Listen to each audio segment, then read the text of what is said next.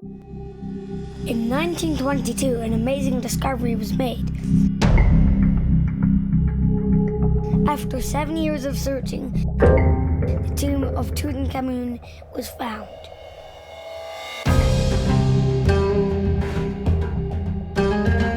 And the man who was credited with its discovery was Egyptologist Howard Carter.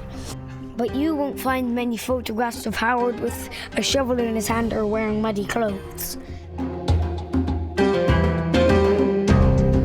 I'm Felix Pitbladdo, and I'm on a journey to find out who really found the tomb of King Tutankhamun.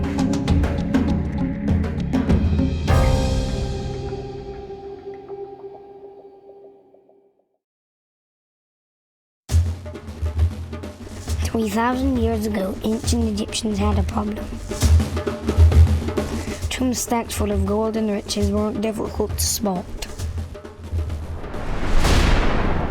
Tomb raiders knew where to go searching for their loot. The pyramids.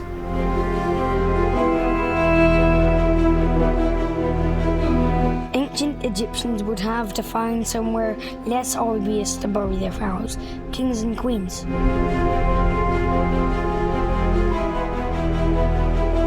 Somewhere like this. The Valley of the Kings. Many tombs had been discovered, but back in 1915, Egyptologist Howard Carter was sure there were more. Carter paid a small army of locals a few pennies a day to dig into the hard ground, trying to uncover a new tomb. They dug for 7 years without finding anything. The costs were mounting up, and the people who paid for the project grew tired of the lack of success, and Carter's team was given 2 months to find the tomb. Time was running out. My dad and I were searching old newspaper archives to find out some less well-known stories about King Tut. We stumbled across a series of articles written by journalist Karl K Kitchen as he sailed from New York destined for Egypt.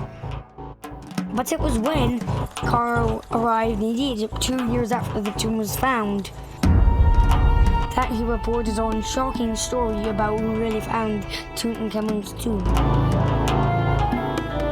Amazingly, the article reveals how a young boy called Mohamed Gorgar, who was told by Carter to dig north of the spot, but when he left him to get started, young Mohamed started digging in the opposite direction. And that's when Mohamed, not Carter, uncovered the top of the staircase that led down to King Tut's tomb. Karl K Kitchen article says that Mohamed was paid £170 for finding the tomb at the entrance, which was a huge amount back then, but he hasn't received any recognition. For Carter, though, book publishing deals and international fame lay ahead.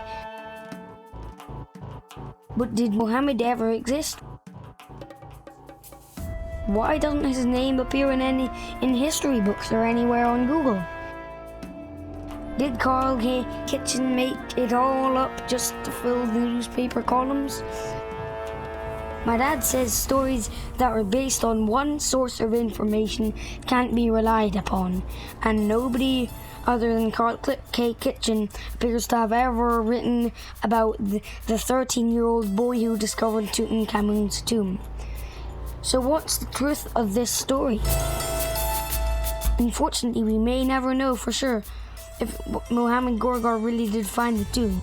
But in making this short documentary, we're hopefully keeping his name alive forever.